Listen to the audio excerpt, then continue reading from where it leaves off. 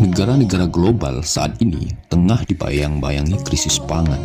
Namun, di tengah situasi ini masih beruntung bagi negara-negara yang tergabung di dalam Group of 20 atau G20, sebab ada Indonesia yang saat ini termasuk negara yang memiliki ketahanan pangan yang baik. Indonesia dinilai berhasil di dalam memajukan sektor pangan dalam beberapa tahun terakhir ini, sehingga saat dunia dibayangi ancaman krisis pangan, Indonesia termasuk yang relatif aman dari dampak tersebut. Sebab itu, negara-negara G20 pun disarankan untuk dapat belajar dari Indonesia dengan mempelajari bagaimana langkah dan strategi Indonesia dalam memajukan sektor pangan saat ini. Sedangkan bagi Indonesia, ini adalah kesempatan untuk saling membantu negara-negara lain supaya dapat terhindar dari krisis pangan global. Aksi ini penting bagi masyarakat dunia. Pertama, kalau Indonesia berhasil mengajak dan membantu anggota negara G20 atau di luar G20 dalam mengatasi krisis pangan, ini akan membuat Indonesia dicatat lagi dalam kiprah kemanusiaan dunia. Sebab pangan ini menyangkut hajat hidup orang banyak, masyarakat dunia. Menyelamatkan mereka dari krisis pangan berarti menyelamatkan dari bayang-bayang ancaman kematian akibat krisis pangan.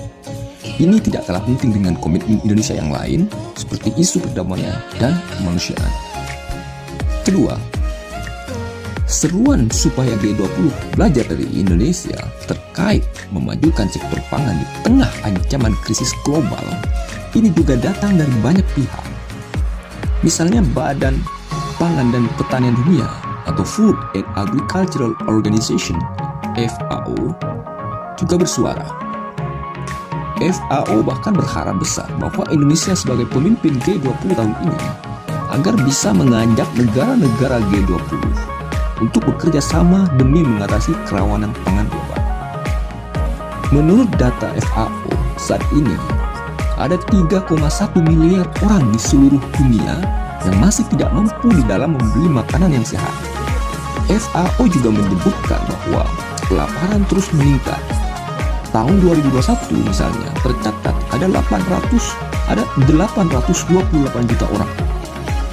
Catatan lainnya, dalam 2 tahun jumlah orang yang rawan pangan itu melonjak. Dari semula 135 juta pada 2019 menjadi 193 juta pada tahun 2021. Indonesia sendiri merespon baik seruan ini. Melalui forum G20, pertama, Indonesia mengajak negara-negara G20 supaya bersama-sama mengatasi krisis pangan. Salah satu langkah yang mesti ditempuh, negara-negara anggota G20 hendaknya membuka jalur distribusi pangan secara terbuka. Ini mengharuskan ego menutup ekspor untuk mengamankan kepentingan domestik. Hendaknya untuk sementara dibuka supaya kerjasama melawan krisis pangan bersama-sama dapat terwujudkan. Kedua, Indonesia sendiri memang harus terus berbenah di dalam meningkatkan pembangunan ketahanan pangan. Apa yang perlu dibenahi? Salah satunya soal penguatan daya saing. Dibutuhkan sarana produksi yang lebih mendukung, yang lebih tepat waktu, tepat jumlah, harga, dan kualitas. Daya saing bisa mendorong kualitas pangan Indonesia lebih maju. Bagi Indonesia ini penting sebab untuk menjadi contoh atau leader bagi anggota G20 lainnya dalam hal memajukan sektor pangan, Indonesia memang harus memiliki nilai lebih, harus memiliki daya tawar lebih yang bisa ditawarkan kepada negara-negara lain. Tapi poinnya di sini adalah isu krisis pangan global yang kemudian menempatkan Indonesia untuk mengambil peran penting dalam membantu negara-negara lain. Ini patut kita dukung.